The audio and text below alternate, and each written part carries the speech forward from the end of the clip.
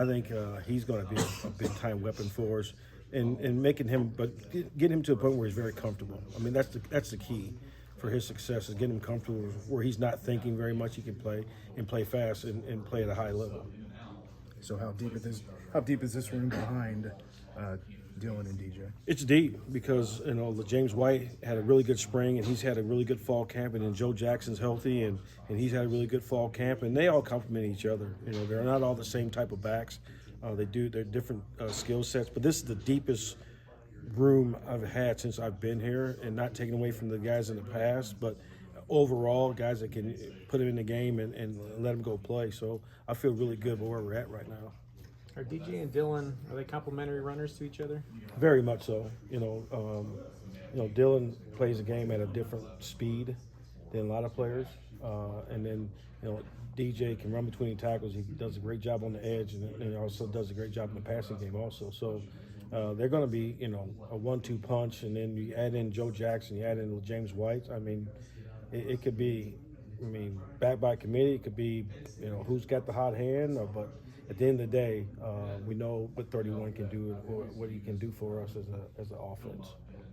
Just how potent can it be with Avery, DJ, and Dylan back there? Pick your poison. If you get in the zone read game, and who's got the quarterback, who's got the tailback, who's got the back in the flat, who's got the tight end. I mean, it's a nightmare for some defenses. Hopefully, we'll see. But I think they all complement each other because they all can run, and they all can run between the tackles. Even Avery, you saw that last year with our quarterback power game. He can run between the tackles also. So it's going to be a lot of fun, and we just got to make sure the pieces all fit and make sure they're ready to play on Saturdays.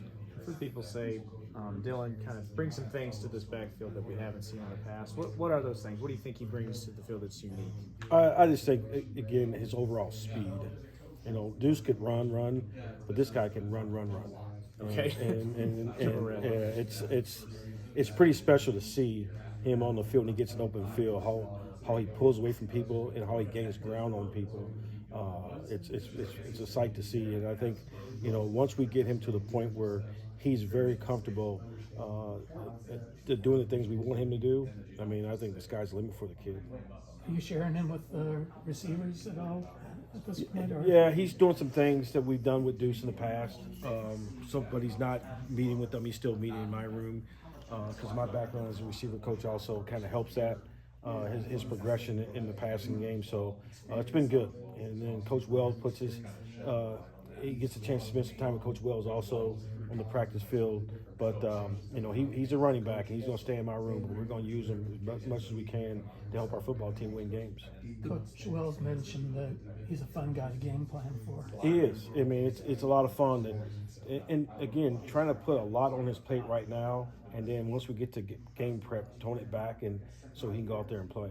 The biggest difference between Joe Jackson last year and Joe Jackson now is I think his understanding of the game. I think that's the biggest thing. It's like growth of any young player. Once they get an understanding of what they're doing and get comfortable with what they're doing, you'll see they'll play fast. And I think that's what Joe's doing right now. He's getting very comfortable of what we're doing and how we do things. What about James White? It looks like he's been having a good camp. What's impressive? I think his knowledge of the game, from when he first got here, and how we do things, when it comes to detailing your footwork, detailing your eye discipline, all those things.